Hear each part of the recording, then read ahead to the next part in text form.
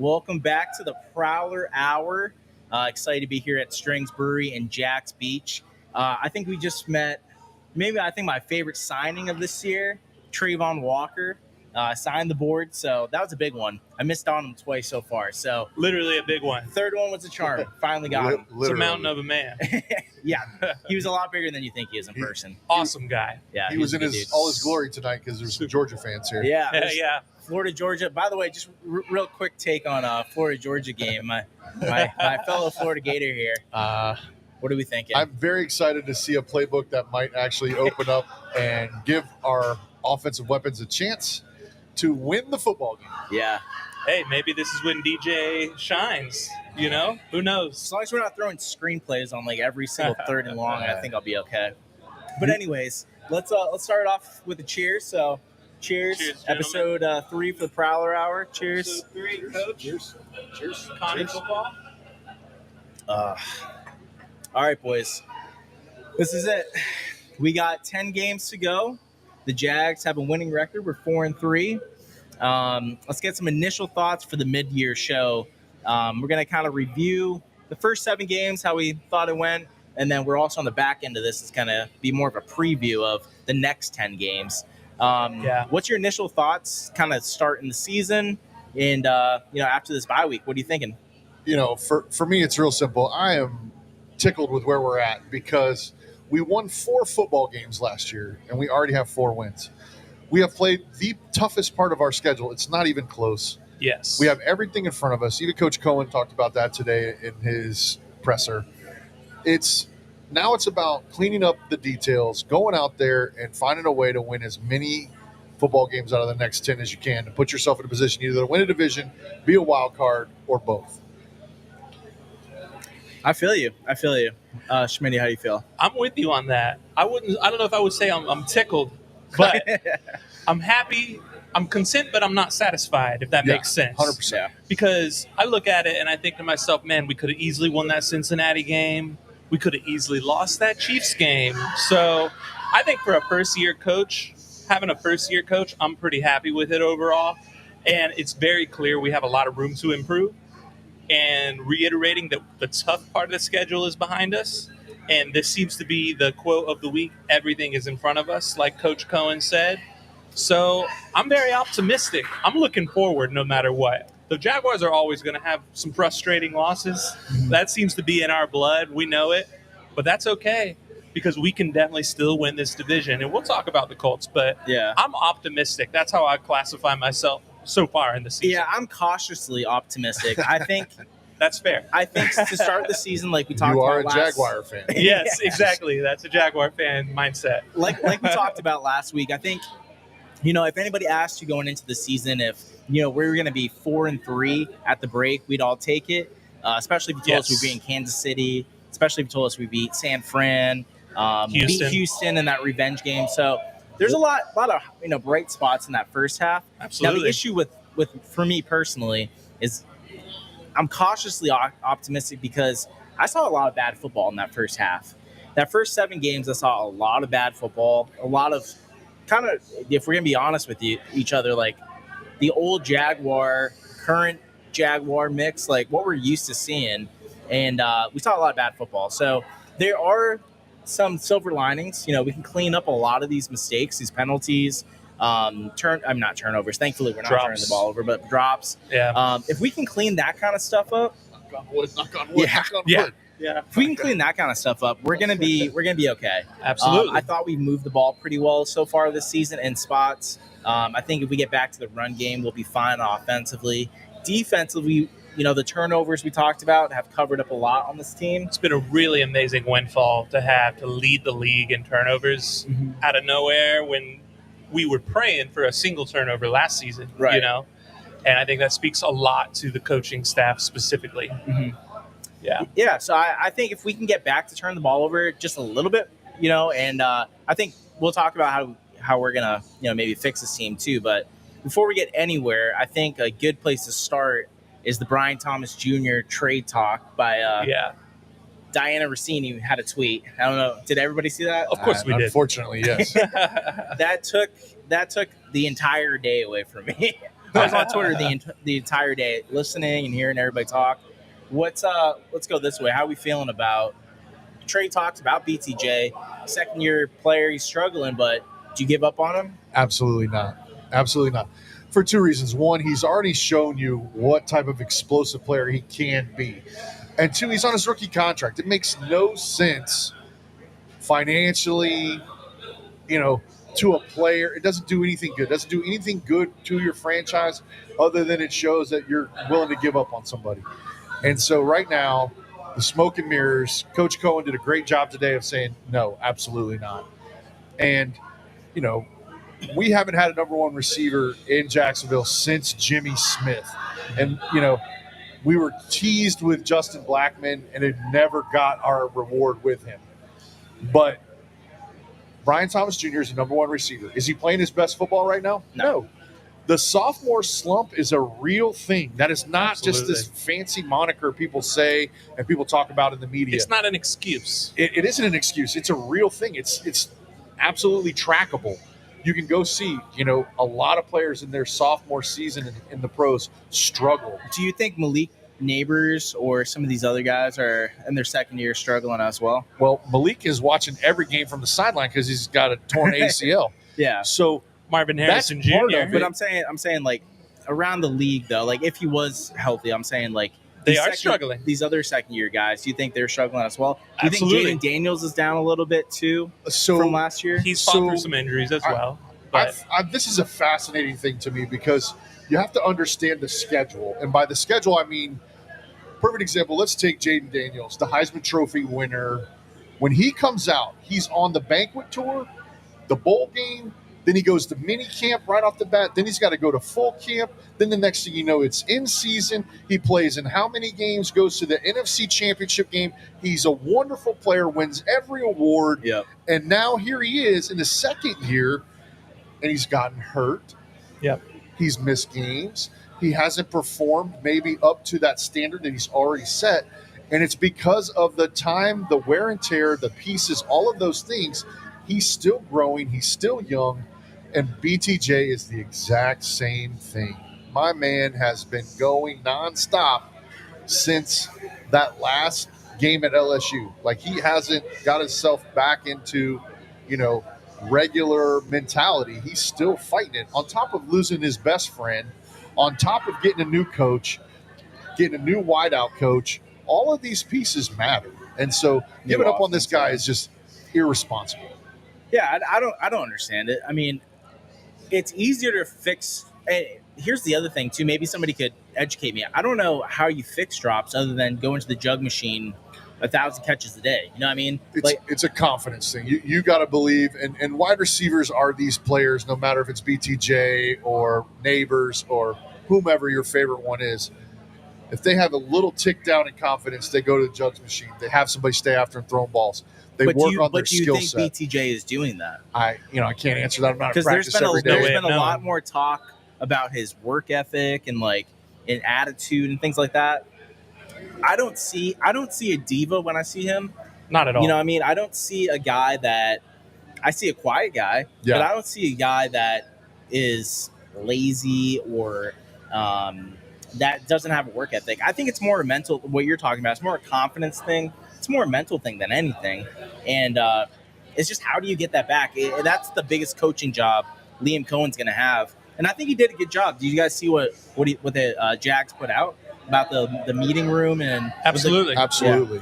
Yeah. Absolutely. I think if you could earmark anything right now about Liam Cohen, is he not only knows how to talk to our players, but he knows how to talk to the media to squash the squabbles that we've had in the past here. Cam Little, all of that stuff. He has put his players in a position to be revered and loved by everyone. And at no point has he villainized anyone. No. That's a good coach. That's a good leader. Absolutely. Yeah, and he's taken a lot of this on himself, which I don't think is fair. I think majority, the praise really should go to the players, and a lot of the, negative, criticisms going to the players too. You know what I mean? So, but Schmitty, what do you think? Do you think BT can finally get that confidence back in the second half of the season? Do you think that will happen? Absolutely. I mean, I have no reason to believe that it won't happen, and it might be a gradual process. None of us know what's going on in his life necessarily. None of us know exactly why this is happening, but we do know what he's capable of. We know as a rookie, that rookie season and that is unbelievable. and he's capable of more because that was one season in the NFL, right? And so we have to be patient with him, as tough as it may be. That's just the truth of the matter, is that he is a 6'4" wide receiver that runs a 4.3 in the 40 and is on a rookie contract, is not a diva, is not a troublemaker, is not somebody that you see getting penalties called on him, getting fines, anything like that. I don't know where the rumors of trades came from. I don't know exactly how that works in terms of agents kicking up dust and who knows what. Yeah. But it for anybody that knows anything about the Jaguars, that understands the value of a rookie contract, none of us were phased. And I think we all wanted to put our thoughts out there, like, here's why that's a stupid idea. Yeah. Now, you have to let him finish the season. Now, if he finishes the season and he never gets right, we have a different conversation. Exactly. Let's keep in mind. Same thing with Trevor, to be honest with you, too. Well, let's keep in mind, let's get him a whole off season with his head coach, right? You know what I mean? Like, let's get him a whole season and a whole off season with his head coach and in this offense. And it's not like he hasn't had any highlights this season. Are you kidding me? That catch against the Chiefs? No, he's had some moments. He's had some great moments, and I said this before. He's had some really good plays on every game. Yes. The issue is in crunch time. Well, really, it's in crunch time though. Yeah. It's like on big plays where number one wide receiver around the league would make. Whether it's in traffic, it's on third down, it's on fourth down, it's in the end zone in Cincy. A lot of those things, like, that's where you need him.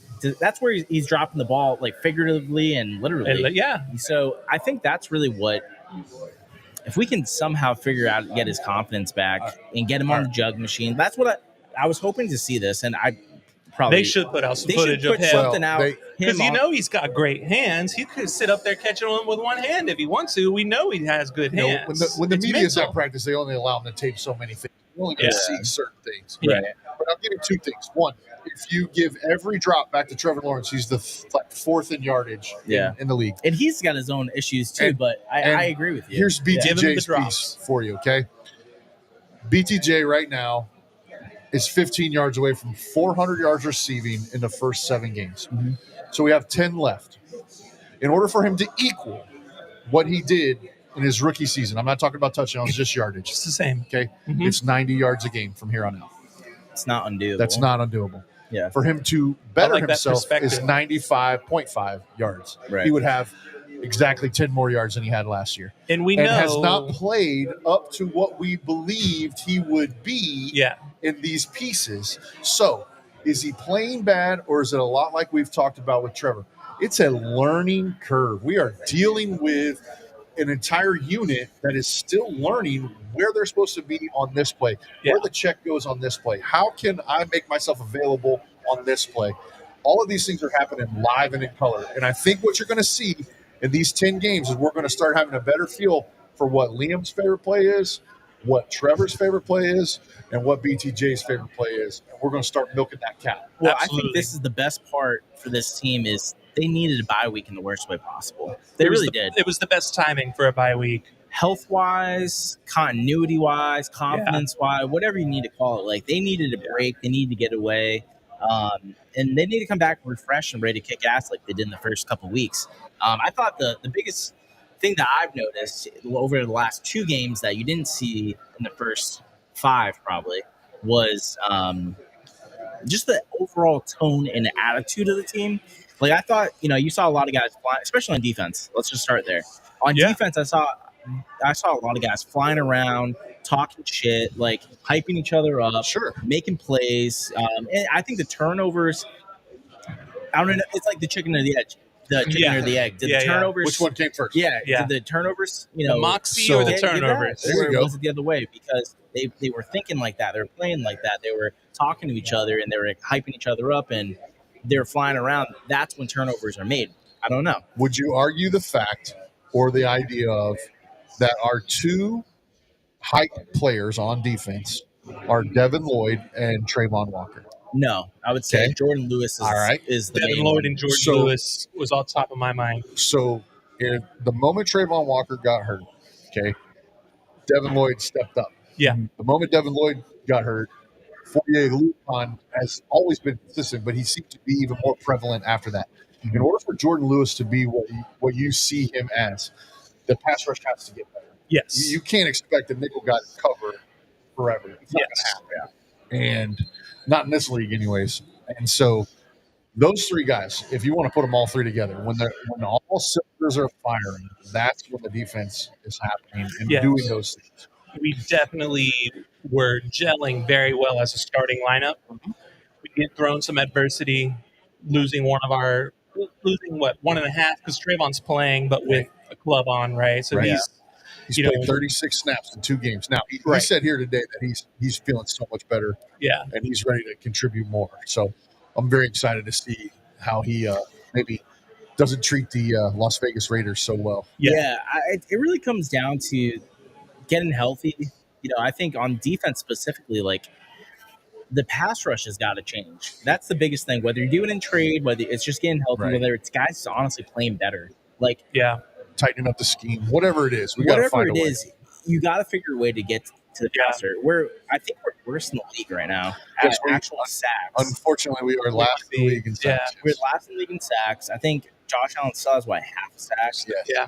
So And I want to point out too, what's interesting is that is a shocking thing to hear that we're last in the league in sacks because it feels like we have brought pressure to the quarterbacks. Well, Am I right? I don't think the last Not in the last 2 games. 3 weeks, personally. I mean, in my opinion, Maybe not in the last 2. Yeah, maybe. Okay. Maybe I feel like we've debatable, but I feel like it looks like there has been a handful of times we get pressure, but you know what I'm realizing? We have to blitz extra players. We have to send more than 4 to get any kind of pressure at all. and that's why And it's if like, we do that, we have one less person in coverage.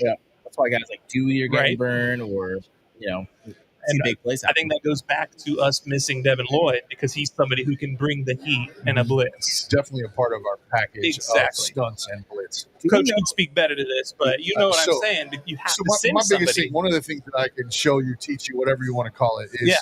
you send 4, that's considered a rush. You send 5, that's considered a pressure. You send 6, that's considered a blitz. Okay. So there's a math problem to it that coaches and the scheme of how you would block people.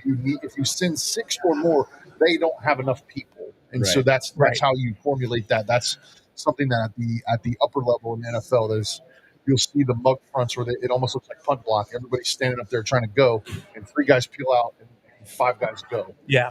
That's what they're trying. They're trying to confuse you. They're trying to make the back go the wrong way. They're trying to confuse the quarterback. And when you watch these NFL films and you see the guy go, Mike's 50, Yeah. so they're setting the protection to Mike and making sure that we have somebody They for get him. who might be a free runner. Correct. The running back is And, supposed and to you'll pick up. see, the Jaguars had this against the Rams. They had a hot player in Travis Hunter, and they missed him, or Travis didn't recognize that he was the ball because they had the free rusher Right. coming. And what It happened? was the nickel, wasn't it? and so Trevor immediately gave him the ball, and he never even looked. So those are the things that you have to understand, that the game inside of the game, the coaches are coaching against other coaches, players have to execute, when you do those kind of things. And those are the things, in my opinion, as we get into games 8, 9, 10, we're only going to get better at those things. That makes a lot of sense. Yeah, I'd rather peak at the end of the year. I've said it a million times. Like, The last 5 or 6 games of the season are just an AFC gauntlet, an And- AFC run, division games. And you're going to get that test in Denver. I firmly believe I think that's you're gonna going to test be way Denver's a big before that. one. I think. that's the first playoff game. It's December 21st. Listen, Yeah. I think a lot of these. We'll talk about the Colts later too, in the whole division as a whole. But like, I've heard a lot of people saying this is the soft second half of the schedule. On paper, maybe, but like if you're not playing, if you're beating yourself every play, Right. Yeah, it doesn't matter. it doesn't matter. Yeah, Yeah. you're right. It's gonna be a tough stretch. You can't win games consistently like they've been playing. You're right. And we'll see. How do you guys feel about Liam? So this is first year as a head coach. First 7 games in. What are some of the? I want to hear maybe some pros and cons that you have for Liam. Hey, Cohen. let me. It's my turn to be tickled. All right. Okay. I'm tickled with Coach Cohen. All right. Because All right. I think he has risen to the occasion. He has not been perfect, and he's the first person to call himself about, which he kind of had that video clip go a little bit viral, right? Talking about, hey, I called a bad play call here. LaQuint Allen Jr., the 7th-round running back, says, well, you know what, if I block this guy, and he's like, I appreciate you saying that, and it's all about holding yourself accountable. And he clearly knows ball, man. This offense looks good. Yes, we have beat ourselves a little bit. We've got penalties. We've got drops. How many times we say you take away half of those penalties, half of those drops? Yeah. Now, he's got to step up by figuring out how to reduce the penalties. He can't necessarily single-handedly reduce the drops, but he can figure out how to reduce the penalties. But even with all that said, we're going to keep saying it. Yeah. We're 4-3. Yep. We beat the Chiefs. We beat the Texans. We beat the Niners with a first-year head coach. So I am tickled with Coach Cohen. I think he's got a great bond with Trevor. I think he's got a great understanding of what his players add to the mix. Seeing the emergence of Brenton Strange before he got hurt was impressive. Seeing Travis Etienne rip off big runs like he did against Carolina, you couldn't have showed me anything better than that. You know what I mean? Like the positives are there. The negatives are there too. We all know that. But I am very happy with our first-year head coach through the first 7 games. Yeah, for sure. I love Liam. I really do. I love the going, talking shit to Robert Saleh. Oh yeah. I think keep his name out your mouth. I think that fired up the team. I think the team. It's a lovely T-shirt, by the way. Yeah. I think the team really riles and would run through a door for Liam Cohen. Absolutely. And it's not. He motivates in a different way. I think he does it. He starts with just the letting the players know how much he cares about them and getting more as. And this is what's great about getting a younger coach, right? We talked about having these old coaches being disconnected with the locker room. This guy's which I'm going to bring up when we talk about our next opponent. Yeah. So the good news is we have a younger guy that's more tapped in. He's more tuned into the emotions of the team, emotions of the individual players. That's why I think BTJ, I think Trevor, I think maybe the offensive line, he can clean up a lot of these things up, at least the mental piece. Yeah. And that was the biggest thing for me going into the season. I thought, hey, yeah, we got this great play caller. Awesome. How's he going to do as a head coach? He was a good offensive coordinator. We've seen plenty of times great offensive coordinators become head coaches and stink out the joint and get fired within, first couple of years. Yep. So that was my biggest thing is how is Liam Cohen as a leader of men, as a guy that can motivate his team, as a guy that can, steer the ship during adversity. And this is a big test for him. You know what I mean? I think he's done a good job so far. I think he's frustrated too. I think if you look at any press conference he's had, that Zoom one that he did recently, and then the presser even I think today it was presser after the game in London. Like he's just shocked because he knows how good this team can be, but he can't get them to not beat themselves, and that's the hardest part. We got to be able to fix. Absolutely. So I tweeted this out. I think I sent it to you guys. You watched the Hunt extras, okay? Mm-hmm. And hats off to our production team. Yeah, we got a great social media crew and production crew at the Jaguars. Devin and all those guys are amazing. Yeah. So the Hunt, they gave you an in-depth look of him speaking to the entire team, Tony Baselli, and our GM. Mm-hmm. And I've been in a lot of rooms with a lot of players and a lot of coaches. And the good ones can all do the same thing. They can say the things that matter. They can say the things that are important. And they can make everyone feel that we can. And what he did and what he talked about of how don't tell me that we can't. Or don't tell me we're not good enough, and showed the highlights. Yeah. Right? The positivity of it that, hey, we did this against one of the best teams in the league. We did this against a team that went to the playoffs last year. We did this when it mattered the most. Against the team that won the division There last you season, go. So all of those things. And then, and it's good editing. They panned to Tony Baselli, and he looks like he's ready to run through a wall. You got James Gladstone, so God bless him. I don't know how much football the young man played in his life, but he looked like he was ready to go play. Did you see his high school film? I have. Did you see? Is he? I've seen his high school numbers. Himmy Gladstone? It's not Jimmy. It's Himmy. Jimmy Stones was a receiver. He was. Makes me like him even more, man. Yeah, he was balling in high school. All of those pieces, you can look at those guys in those rooms, and the things that I see, the things that immediately stand out. There's guys with iPads. There's guys with notebooks. There's guys that are sitting on the edge of their chairs. There's guys paying attention. There wasn't nobody slunched over. Nobody looking around. Nobody's asleep. Everybody was Yeah. intent. The fact you get a 7th round running back saying, "Coach, I should have done this. I should have been better." Well, that's why it was so important for these guys to be intangibly rich, Yes. right? So this is why they Ties brought it all in together. they brought in specific guys in the offseason. This is where some teams, a lot of teams say they're going to do this, by the way. Right. And some teams even do this. But the guys that are high character guys also have to be high quality football players. Right. And it's a fine mix. Sometimes you want like a douchebag asshole player that can come in and mess up things. We were talking about Jared Verse last week. Sometimes you want somebody that needs a positive father figure in their life. But it's they've done a really good job curating kind of who's in the locker room. I think so, who's too. in the building. And LaQuinn Allen's a great example of it. So the Spurrierism, Coach Spurrier was a big fan of this. When you win, you talk about the players. Yeah. When you lose, you talk about coaching. Right. And Coach Cohen is obviously subscribed to that message of it's never the player's fault when we lose. It's always coach's fault. Mm-hmm. And, I've told anybody to listen. I've been around some good ones, some Hall of Famers at the high school level, and they don't ever put an assistant coach's name in the press clippings. It doesn't happen. They talk about the guy who screwed up, and they talk about, the big plays, and then they talk about the guy who did the great thing. Coach Cohen has done nothing but put his players first and take all the blame, and that is the polar opposite of what we have with Coach Peterson. And That is a fantastic point. and you can see Yeah. their want to fix, their want to be better, Yeah. their understanding that it's different.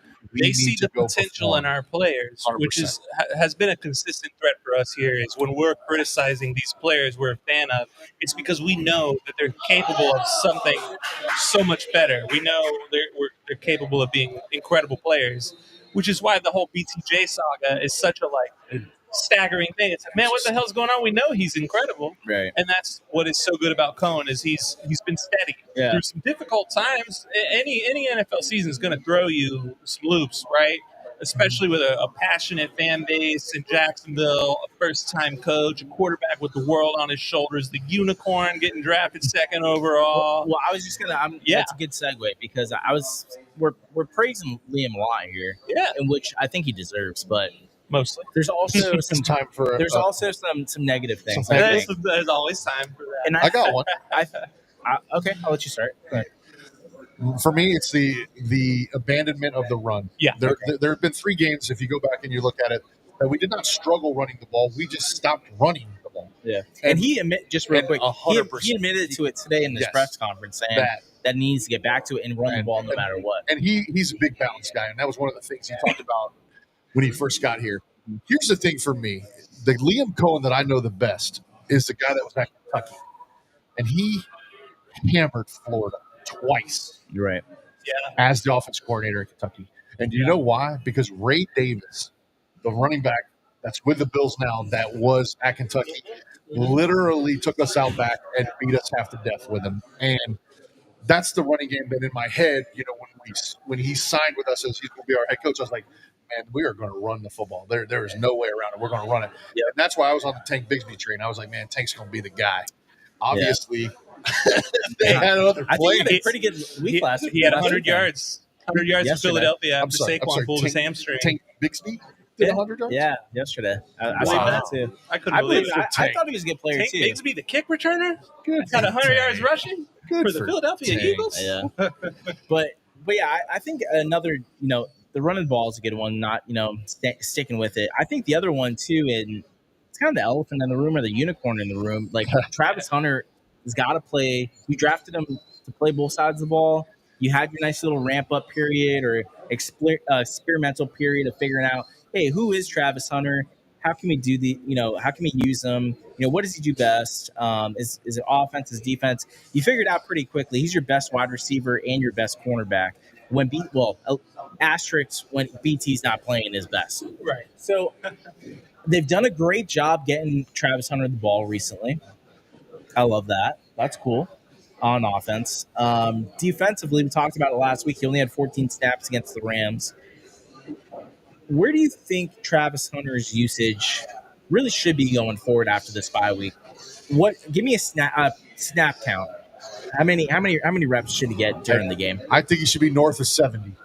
I'm also a firm believer that if we win the toss and go on offense, he should be on offense to start. If we lose the toss and we go on defense first, he should be on defense first. Yeah. I think that they've kind of handled this as good as they could. They've never done it before. Nobody's done it. Nobody's really done it, yeah. 55 years or something. Mm-hmm. So I feel like they just wanted him to maybe have some success and feel his way into it. But right now, at this present moment, winning football games, it's time to turn him loose. Yeah. I believe he should play as much as possible. I believe that he helps us on both sides of the ball. And I never thought I would catch myself saying that. I was super concerned when we drafted him. You know, if you've been around him, if you've seen him, been up close, he is not a big guy. No. Right. And there are a ton of big guys in the NFL. Right. And so, you know, is he going to get beat up? Is he going to get injured? And all those things could still happen. Right. But as of right now, his ability on offense to make plays and his ability to be as sticky in coverage as anybody we've had other than number 20. You know, like, I don't know how you can't play it more. Like, let's see it. They talked about his conditioning and all the things that he showed him in mini camp and training camp and those kind of things. Superpower is the He just conditioning. doesn't get tired. Well, let's see what it's going to take. Maybe it's 108 snaps. Maybe it's 70 snaps. Yeah. But let's go see it. I want him to be north of 70 for the next 2 or 3 games, and then we'll all have a better feel for what's going on. Well, I think he's played a decent amount of snaps lately. I mean, even just last week, like played 69. That's 70. He was 69 on offense and another 14. So I think it's more about the distribution, though. I think it's about evenly splitting it up. And I don't like the idea of matchup based. Like, if they're playing against a good wide receiver, playing more on defense. If it's they need him more on offense, playing there. I don't like that. How about this scenario? Okay, I've sat in meetings. We've talked about putting the best 11 on the field when it matters the most. Yeah. Okay. Cohen said. I don't ever want to see 12 on the sideline when it matters the most. Right. Yeah. Okay.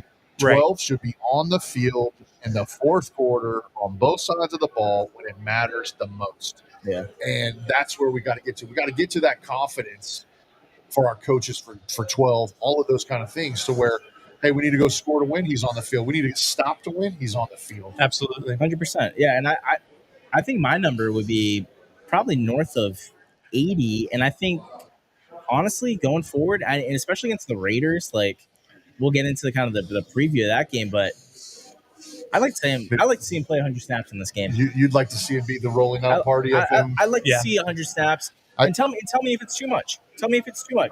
See what it is. If he's getting, towards the end of the game, if you see him getting tired, then we know. You know what I mean? But you'll never know until you gradually. Maybe that's the thing. Maybe this week it's instead of 80 whatever it was last week. Now it's 90, then 95, and then 100. Just play him as much as possible. That's the biggest thing for me. What do you think? I agree. I mean, regardless of snap count, there's no reason that he shouldn't be out there for 75 to 80%. And that's what Liam Cohen said is 80% of the time of the he's going to be out there on both sides of the ball. Both sides of the ball. Yeah, exactly. Let's get as creative as possible with him on offense. You know what I mean? Like, it's okay if he's clearly just the decoy in one play, because guess what? Fourth quarter, he's not going to be the decoy. Right. Let's get him in the backfield. Let's get him in motion. Let's do everything we can with him on offense. We don't need to be sending him on deep routes all the time to tire his ass out. I will say he's great down the field. I will say this: hit him with that when they're not ready for it. Right, but you know what I mean? I think they were doing too much of what you're talking about. They were getting too gadgety with him in the beginning. Too gadgety, not regular enough in that way. Instead, they should be using him like a normal receiver. He's best when he's down the field. Like, if he catches that ball on a screen, great. They ran it way too many times in the early part of the season.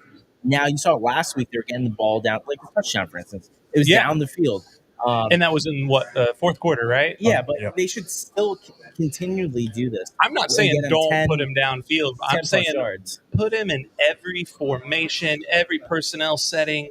Yeah. You know what I mean? Because when he's out there, the defense is like, okay, where's 12? Exactly, yeah. And if you know that gives you one little bit of a step up. Yep. You know what I mean? Like, okay, they're looking at 12. So with that in mind, where do we go with it? Maybe we run it right behind him and he blocks and that's it. Maybe he runs a deep route and he just takes his man deep and that's it. The old But coach by the over fourth here is quarter, super impressed with how he's blocked. I Yes. at no point did I feel like, oh, why is he on the field if he's going to block? And then I saw him Exactly. absolutely eat somebody's lunch, and I was like, okay, 12. Yeah. Okay, bro, that was 12. one of, and honestly, in my opinion, that was one of the highlights. One of his highlights is this season is him blocking in a run play, and that's what I'm saying. Get him in every formation, every personnel package possible. Let him go out there and block the nickel back, and they'll be like, we don't know what the hell they're doing with him now because he's Yeah. doing everything. You know? I agree with you, and I think we're going to see a lot of Travis Hunter in the second half, Which I think, I cannot 100%. wait. I cannot wait. I'm fine with waiting until a couple more games in the second half to say, okay, maybe reel it in. But until I see it, like him playing almost too much, Until he gets Like, I burnt deep, which he hasn't yet. I just want to see him play as much as possible, and then we'll figure out if we need to scale back afterwards. Right. Okay, so talked about Liam, talked about Travis. Let's talk about the other elephant in the room. Let's talk about Trevor Lawrence. His first 7 games in, I thought he's looked improved from what he was last year. I think the last few weeks, last 2 weeks more specifically, he's reverted to more bad habits, footwork, decision making. The inaccuracy's kind of been there, Wayne, all year. I still have a lot of belief in him. Where do you guys stand with Trevor Lawrence? And I also want we'll wait on the rankings. Actually, I'll get your initial thoughts on Trevor the first 7 games, and then I want to do something fun. For me with Trevor, and I've been on the Trevor train, and had the tweet that went viral, 60,000, whatever. Trevor is still learning in an offense that is very intricate. Yeah. He was a half-field reader for Doug Peterson. He was a half-field reader in college. Yep. He was a wristband guy, not having to remember the plays because it was there for him. And Liam has taken all of that away from him. He is now a full field reader. He is now having to have checks and run checks, Protection. All of this has now been thrown onto his plate. No excuses. I'm not giving him an excuse. What I am saying is the expectation is through the roof. Jaguar fans have wanted this guy to be Joe Montana and Peyton Manning put together. Right now, here it is. Yeah. Okay. And I'm going to say this for everyone who's listening and anybody who cares about this team. If you can sit down and tell me who the best offensive player is that Trevor Lawrence has played with in his time with the Jaguars, you can then answer this question by yourself. He has not played with a top-tier talent on offense consecutive seasons. Okay? Christian Kirk's 1 year, awesome. Evan Ingram had 2 seasons. You could say he had over 113 catches and didn't have 1,000 yards. Come on, guys. Like, you're force feeding a guy. You're running a certain type of offense that allows that guy to be X, Y, Z. Okay. The truth of the matter is the guy that we should really want Trevor to be is a play action passer, a guy that can throw the whole shot, a guy that has the deep out in his thing, and then a schemed play that he takes advantage of. That's who he is. And we have yet to get to that because he's learning an offense. And as Liam gets more comfortable with him, as he gets more comfortable with the offense, BTJ is going to get better. Travis Hunter is going to get better. Then they're going to figure out a way to use Travis Etienne. Then Mr. Strange comes back. Now you'll start to see somebody that maybe is a version of what we thought he was going to be when he was anointed as the next greatest thing. Right. I think the biggest thing for Trevor is, you can talk about the weapons all day. Bottom line is, in the NFL and in football in general, both sides of the line are the most important things. Yes. The offensive line, when they're running the ball in the first, 4 games, he played pretty good.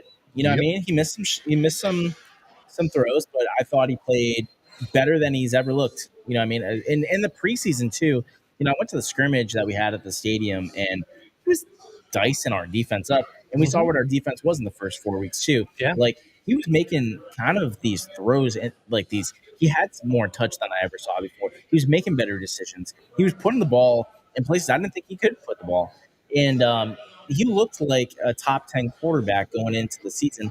And I think I might have gotten too carried away where I thought he was going to be better than he was to begin with. Now the drops, the penalties, it's the same old song. We're going to keep talking about it until we're not. But Sacks, getting hit. Yeah. I'm sorry. now with you the nailed offensive, it with the line. well, that's what Yeah. I'm saying. Now it's been knocked down with the drops. It's been knocked down a step with the inaccurate throws, with the layups he's missing. It's Yeah. knocked down with penalties. Now the offensive line's not really blocking for him at all.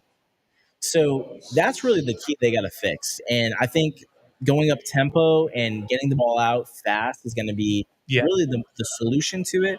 To Liam Cohen's credit, he's been able to do it a little bit with them. But like you said, like he's a play action pass quarterback. Like he's not Matthew Stafford. He's not Patrick Mahomes. He's not Josh Allen. He's not going to be able to be that guy yet.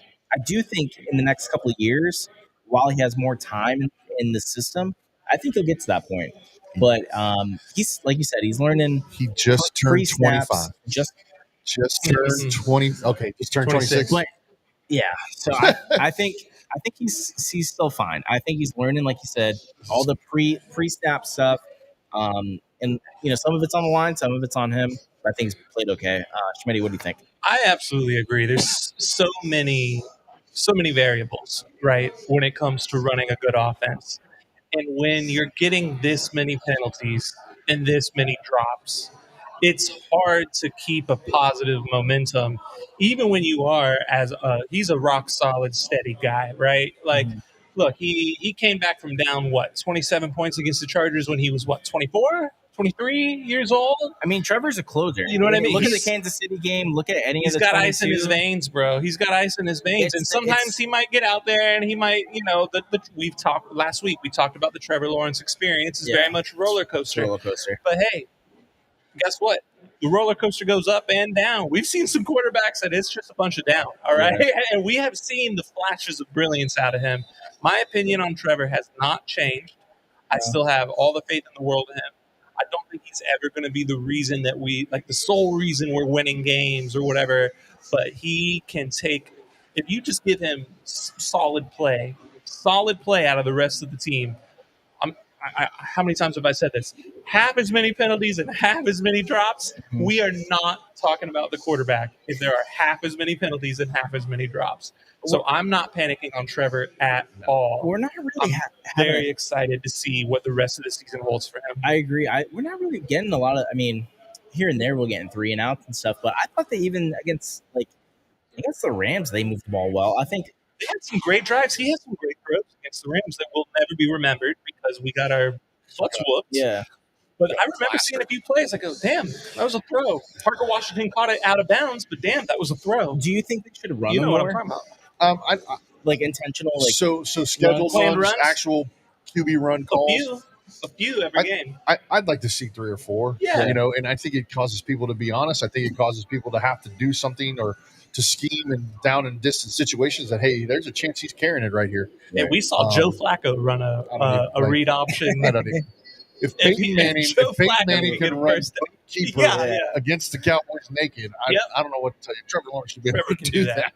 What you said about Travis Hunter, and Trevor did, I felt like, got a little bit more muscle on him this offseason. I do think if he could get to that Josh Allen, I don't want him to do exactly how Josh Allen plays like a, Ben Roethlisberger on steroids. You know what I mean? Like more athletic. He will straight up take over the whole game. I don't think Trevor's that. I think he's just sneaky fast. I think he's a great athlete. I think getting him on the edge a little bit more. I think some design runs in the second half of the season.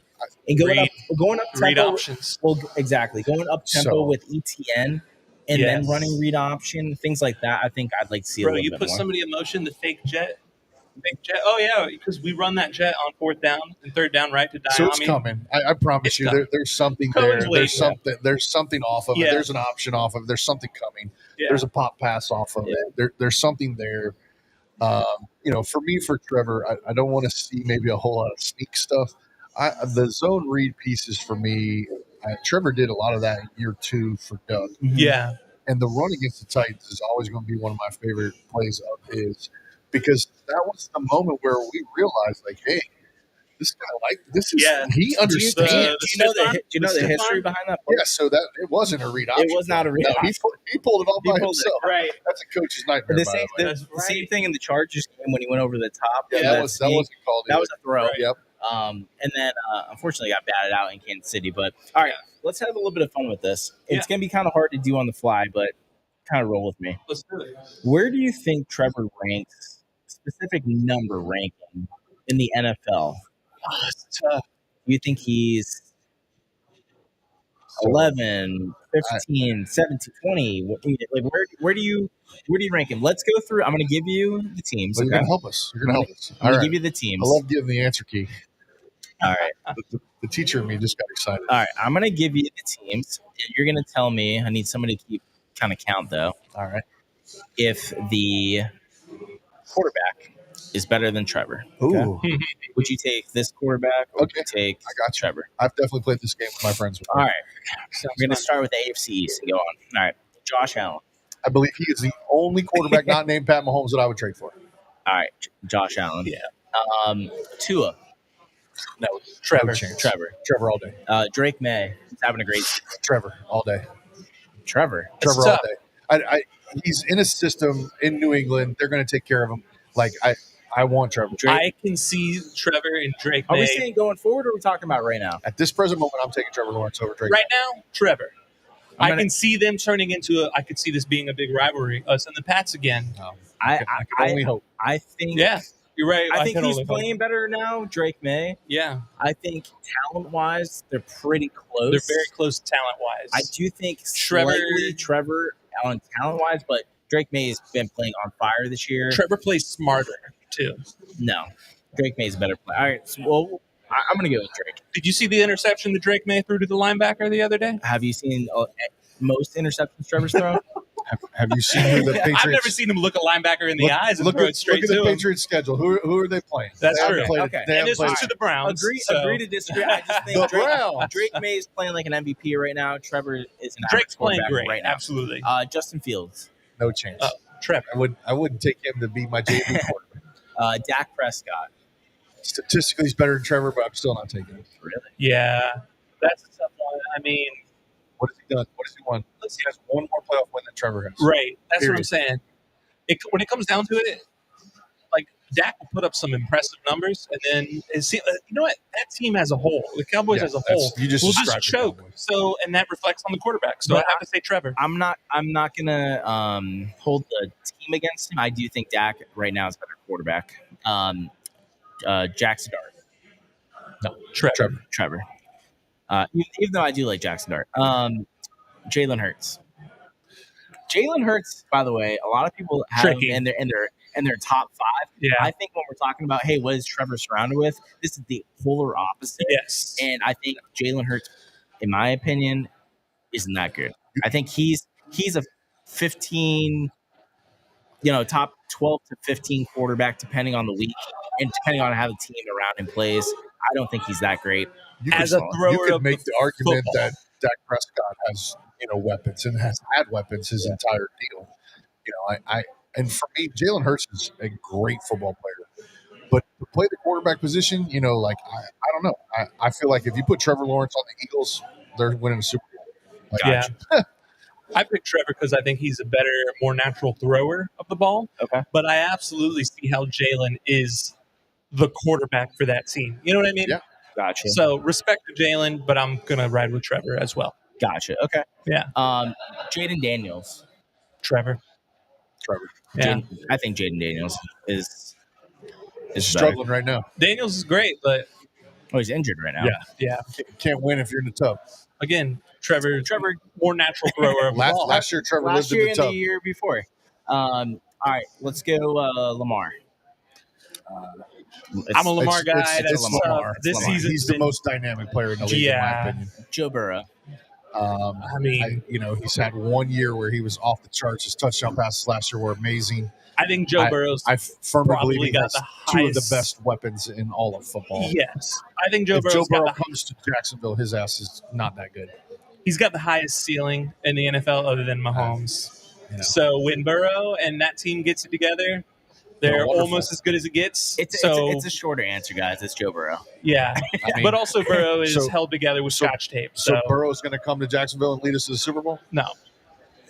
I Burrow- think Joe Burrow has a better mentality. He's kind of got like that Kobe mindset. Yeah, he's got that I think Joey he's Burrow. 10 times better. I do believe he's a 10 times wonderful better, player. more accurate quarterback than Trevor He's one of the Lawrence most is. accurate throwers in a long time. And I think his To be IQ, fair. football IQ and awareness Also is off the also charts. out the charts. That's what I'm saying. His ceiling is right there with Mahomes. It's not even a question. So, Dylan Gabriel, No chance. Trevor, I don't know why he's starting in the Aaron NFL. Rodgers, Today, Trevor Lawrence. 5, 6, 7 years ago, Aaron Rodgers. Yeah. I would take prime Aaron Rodgers almost over almost every other quarterback out there, but Yeah. we are not looking at prime Aaron He's Rodgers anymore. one of those guys. In my opinion, Aaron Rodgers is one of those guys. When you look back at his career, when it's all said and done, whenever he finally hangs it up, there was a 5-year window there where he was untouchable, and he was Yes. throwing to guys we'd never heard of. Yeah. Like, Yeah. what school did they go to? Where did they come from? It didn't matter. Yeah. They were running wide open. Alan and he was in. Lazard was on everybody's Iowa fantasy State. football team for some reason because of Aaron. because of Aaron Rodgers. Right. Let's go to Chicago. Now, this is Trevor. kind of a good one. So That's a good one. Trevor Lawrence or Caleb Williams? I have Trevor. So I'm taking Trevor here. My favorite tweet of the day that I saw is that Caleb Williams is the NFC's version of Trevor Lawrence. So That's a great, yeah. I think they couldn't both help have but a laugh. ton of potential. I think The arm potential is there for sure. it's Trevor right now. Yeah. Let's go to Detroit. Jared Goff. Trevor. Oh, man, system killer right now. Yeah. Potential overall, all of these things. Trevor goes plays in Detroit. What are his numbers? Yeah. I think Jared Jared comes- Goff is better IQ as well as more accurate passer. I'm going to go Jared Goff. I think Goff is such a good fit for their offensive system, and he is so well ingrained in their system, and they're just a tight team. I'm a Detroit fan for, obviously I'm only a Jaguars fan for real, but if I'm rooting for somebody else, if the Jaguars aren't playing, I'm Sure. rooting for Detroit No, just because I love an underdog. They were terrible for 50 years. Dan Campbell's kind of a funny, bite your kneecap off type of guy. Yep. Gibbs, St. Brown, love those guys. Goff Weapons. is very much a Sonic and Knuckle weapons. yes, Yeah. exactly. He's a system guy, and I'm happy to see that he's done so well compared to how he did in LA. Yep. But Trevor is more of a natural talent. Yeah, I got Goff. All right, we're gonna go rapid fire, just kind Okay. of clean through this. So, Jordan Love. Trevor. Oh man, I'm a Love fan. I'll go with Love. That's tough. He's played really good. He's- But he's very similar to Trevor. It's an experience up and If you're down. saying who's playing better now, obviously Love, but who would I Yeah. take going forward? It would be Trevor. Let's go JJ McCarthy. Oh, Trevor. CJ Stroud. Trevor. Oh, Trevor, all day, every day, twice on Sundays. I like Trevor, but CJ's He not had as one bad. good hero ball season. I think if his line blocks for him, he's a pretty good quarterback, but I'd still take Trevor. Daniel Jones is going to be a hot topic right now. Trevor. I think Trevor. Trevor's got a lot more talent. Trevor always. Daniel Jones is playing better. Over him. We're seeing a common theme here. Yeah. These quarterbacks are playing better than yours, but ours is more talented supposedly. Cam Ward. Trevor. Trevor. I will say, I think Cam's got a good future. I'm a little bit sad he's in our division. I'm a little bit but worried about him, to yeah, be honest with you. He's got an arm. He's got an arm. The other way though. I don't think he's going to be that good. I do think he's talented, but I think he's going to flame I don't out. trust the Titans He's to put a good He's team going around. to There flame you out. He's got to get the right coach and the right people around Yeah. him. Otherwise, he is just going to be another guy running around. Yeah, trying to make 100%. plays. 100%. Atlanta. So how do we feel about Penix. Penix / Kirk Cousins? Trevor. Penix has a cannon, but Trevor. Bryce Young. Trevor. Spencer Rattler or No thank you. Trevor. whatever, Doesn't matter. whatever Seattle Taysom Hill? the Saints roll out. Trevor. Baker Mayfield. Right now, unfortunately, it's Baker. Baker. Definitely. Yeah. I've been a big fan of Baker's I love since his Baker. rookie season. He should have been. Yeah. The Browns are the dumbest. We're pretty dumb, but Yeah. the Browns are dumber. Single worst decision any team's ever made. Yeah. Anyways, Denver Broncos with Knicks. Trevor. I like Trevor, but he's got one of the best setups right now. Yes. Nick's coach right now is going to get everything. Can't. Knicks has been pleasantly surprising to me because I was not that impressed I with him. promise He's you, I done a was good not on that I was train on the coming out with him. of college with him. Yeah, I was on the fence. He's done a good job. Pat Mahomes. Well, yeah. Mahomes, in my opinion, he is 1A. Geno Gonna- Smith. Trevor. Oh, Trevor. Herbert. Trevor. I hate Justin Herbert. I don't even care. I will hate on him. That's until the very day I tough, die. but I'm still gonna go with Trevor. I'm only giving it to him because we beat him twice. Yeah, But we'll see when Herbert's got we a match cannon. up. Tyler Murray, Trevor. Matt Stafford. I think it's easy. You know, Matt is one of the best players. Yeah, how do you feel about Purdy? Trevor. Lots of stats, lots of I system think guys. the common theme we've had throughout this whole list is we think Trevor's a more talented player, but these quarterbacks are playing better. A few. Yeah, That's a handful. I think majority of them, in my opinion. And then Seattle with Darnold.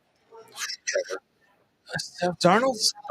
It's Darnold. He's been looking good, but it's the same thing. Seems. I admit theme. my bias. I'm still going to go with Trevor, but right. good for Darnold. So I'm going to count at mine, and I think we're pretty close throughout. So 1, 2, 3, 4, 5, 6, 7, 8, 9, 10. So I have Trevor Lawrence roughly around, I think, 12. I think you guys might have had him closer to 10. So I think that's fair. That's a good range for him. But I think even my 12, I kind of gave him a couple breaks on a few players that I just thought he was more talented than. Yeah. But he really could be anywhere from 12 to 17. Which is where everybody has him ranked. Depends on the week. Yeah. He's never cracked the top 10 on anybody's list. Yeah. He's been subjectively looked at since day one. Yep. You know, and my biggest thing is, like, how many Pro Bowl offensive players does he have? Like, no offense to Brock Purdy, who just got paid and has been to the Super Bowl. But at one point, he had a Pro Bowl player at every position. Yeah. Trent Williams, George Kittle. Well, he's kind of like two receivers, Debo, and he's kind of like Philadelphia. Yeah, with Hurts. Yeah, you know, but at least to Hurts' credit, you could say he's going to run around and do something. He's extremely athletic. You know. Yep. All right, let's move forward. So keep it moving. Let's keep it going. So let's go to the mid-year awards. All right. So these are going to be your mid-year awards. I want to start with the Unsung Hero Award. So far throughout the season, who's been the unsung hero? I'll go this way. Is this for the league or for the Jags? No, just for the Jags. Just for the Jags, unsung hero. Ooh. I think there's a few. I think it's Jordan Lewis. I think you can look at our signings and be like, man, he's kind of done a little bit of everything for us. And I think he's captained our defense very well. And he kind of settled these young guys down a little bit. And, you know, and I think Coach, our defense coordinator, has done an outstanding job of using him. Yep. I agree with that. I think Jordan Lewis, the only reason I wouldn't choose him is because I think it's been pretty clear to everybody. I think he's pretty sung, you know what I mean? Like, he's a very well sung hero. Yeah. He's clearly a hero of the team. In terms of unsung hero, I think it became clear these last couple of weeks, Brenton Strange. He has been low key such a big impact on this offense. So, yeah. If I had to choose defense, I'd say Jordan Lewis. But I think overall for the whole team, Brenton Strange is just very low-key hero of the team. Can't really argue that. I'm pretty surprised you guys didn't say any of mine. So I had a few. So I'm going to list them off, and then I'll give you the one I think. I think Foye Oluokun is a really good one on the defensive side. Doesn't get a lot of recognition. He's always played the most consistent throughout this whole season for the Jags. On offense, I think Parker Washington has really been a spark plug. Parker's been good, most consistent on the receiving core. When you need the big play in the punt return or in the passing game, Parker's there for you.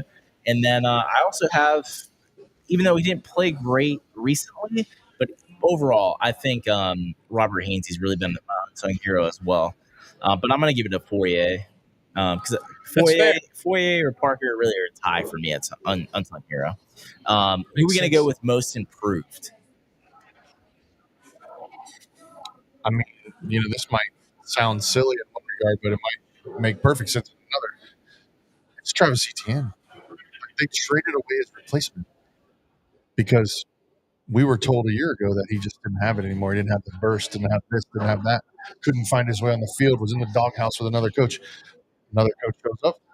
He's the top running back for us. Yep, that's a good one.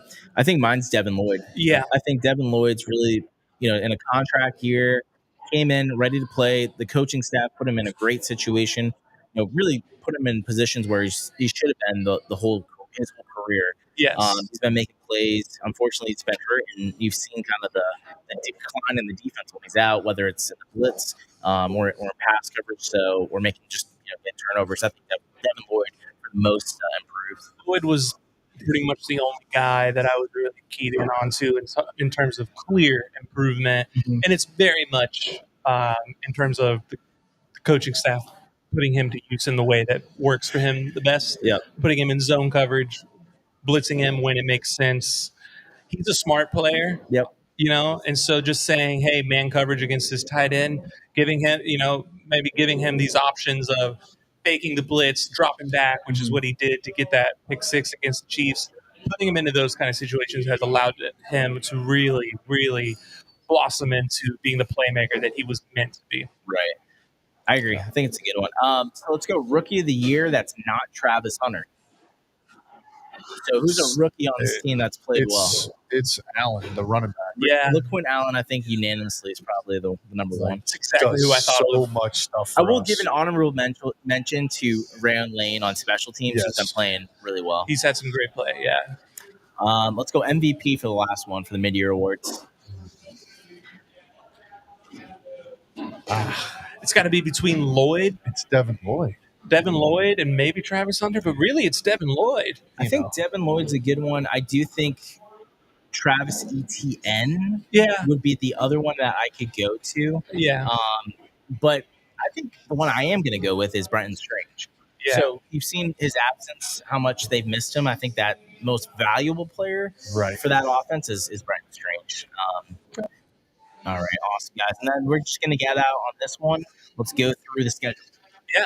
All right. Let's do it. So we got the Raiders coming up. W. It's got to be a dub. Easy. I'm not going to say easy. No, this is a must-win game. You can never underestimate. It's a tempo win. It's an understanding. You come off the bye, you build some momentum, you get a win. Yep. You know that you're supposed to win. Like this is the difference. This is the things that the Jaguars have to start doing. Winning the winnable games. Yes. When you're favored, when you're a road favorite, you got to go win. Yep. You got to go do that, especially in the NFL. I agree. We are specifically equipped well to beat the Raiders, is all I'll say. Yep. So we got one win. We're going to go to the Texans after that. How are we feeling about that game? I think it's going to be a fight. I don't feel good about this game. Historically, we have not played well in Texas. It's going to be ugly. I think it's going to be a fight, but I like us to come out with the win. I do, honestly. I do believe that the tape and all the things that, both of these teams are going to know what's coming. And so it's going to come down to who makes a bigger play, who doesn't make a mistake. And, right now, mistake football, that's who we are. All right. I would say I think we're better coached than the Texans, and I think that gives us the edge. I think their offensive line's going to struggle. But, we'll get to that game. We'll do a little bit more rapid fire here. So, Chargers. We got at home versus the Chargers, which would be another big game for us. How are we feeling about that game? Got to win at home. That's a huge thing for me in the NFL. If you can find a way to go 7-1, 8-0 at home, whatever you want to call it, you got a chance to make the playoffs every year. And the good teams win at home. And the Chiefs and the Chargers, to their credit, the Bills, all those people, it's a nightmare to go to their place and play. Right. We have done this. We have been to LA and beat the Chargers before. Now, Coach Harbaugh wasn't there. Right. So I believe this is going to be a great test for who and what we are. I think the Chargers are one of the biggest tests left in the season. I have it. That's one of my accepting a potential L. I hope I'm wrong. I'd love to be wrong because I love beating the Chargers. I love that we've beaten Herbert twice already. So let's just hope I'm wrong. Yeah, I think we win that game, but I do think we lose to Houston the game before, and I think none of this matters if we lose to the Raiders next week. So, Not happening. all right. So let's go to the next one after that. So we got at Cardinals the week after the Chargers. We should take care of that. We should take care of business. I think that's a win. They're tougher than you think, but I think that's They a win. play well at home. They're scrappy, but what quarterback are we going to see? Is he going to be Right. healthy? Like, you know, like, They have some talent, but they play messy, right? Who's You that, watch sound, it- who's that sound like? That's true. Titans the week after that Crush. at the Titans. kill, dominate. Yep. Yeah, And then we have home game against the Colts on December 7th. that is the game of the season. So for me, it's the flex game. If the Jaguars take care of Yep. business, I believe we're flex for 4:00 They start should. time. Prime I time. believe it's for first place in the division. Their schedule's about to turn. They're getting all the love. They're starting to feel good about walking into work. They still haven't won in Jacksonville since, I don't know, my kid was like 5 years old. So Yeah. Yeah, they're Jags are gonna lose that game, in my opinion. I think the Colts are having too good of a year. I think it was a nice story, in the beginning when they were winning, and they're like, oh, nice, the Colts are winning. You know what I mean? That's not going to last long.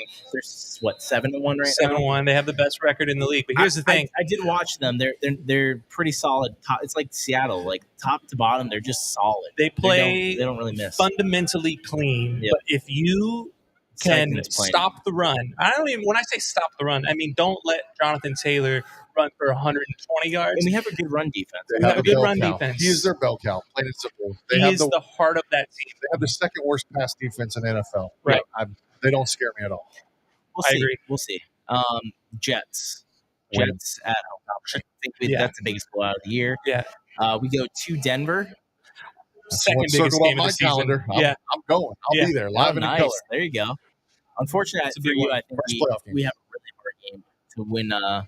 Hard time winning there. I think a lot of teams. They have do one of the that. best defenses in Yes, the league. they do I think have it's the a best defense. huge test. Yeah. But obviously, you never ever like to see players get injured. Pat Surtain might be out for the season, so we'll have to monitor Interesting. that. That's obviously that game is far off in the future. Yep. But he's got a significant injury pending, and I think he's one of the best corners in the league. Yep. So obviously, injuries doesn't necessarily really change the tide one way or another. But a player of that caliber being out gives us a lot more hope. I think if he is, I think it's going to be a tough game it's regardless. going to be very tough. I say Absolutely. we'll lose that game, but we'll see. After that, we're going to go to the Colts. Bring Second it. to last game of the season. Bring it. I say we win. We lose at home, but we win in Indy. I think we split with them in the Texans. And then last game of the season, we are home against the Titans. I think that's when we all celebrate winning the division. That's my favorite. I got That's my favorite thing. 1, 2, 3, 4, 5, 6 out of the next 10 games. So I say we're 10-7. I think you guys were a little bit more generous. I had us at 12-5 before we ever played it down. I think I had us I at think 10 we're being a before little we bit played. optimistic. I think if we could get hypothetically swept by the Colts, I'm buying their hype, even though I was not buying their hype in the beginning. I think So they come to Jacksonville and beat us. I'm not buying any yet. that record's gonna end, unfortunately. But we'll see. We'll see. But yeah, guys, bold prediction. We'll get out on this one. Bold prediction for the second half of the season. 12-5 or 11-5, win 11-6, win the division, host a playoff game, and we will make it to the AFC divisional in our first year with Coach Goff. I'm with you on all of that. And I think we finished top 3 turnovers defensively on the season. I think we get top 3 most turnovers. And I think we finish top 5 rushing attack on the season, along with all of the superlatives the coach listed. My bold prediction is the second half of the season. Travis Hunter wins both rookie and defensive and offensive rookie of the year. I don't know about think- that. I That think receiver down in Tampa. These next 10 games are going to be awesome. I think they're going to play him a ton. I think they're going to get him close to 100 snaps, and I think he's going to be able to do it. But yeah, appreciate you guys. This was a fun podcast from mid-year review. So tune in every Monday, and we're here at Jack's Beach at Springs Brewery. Appreciate you guys hanging out with us, and go Jags. We'll see you next Go Monday. Jags. Go Jags.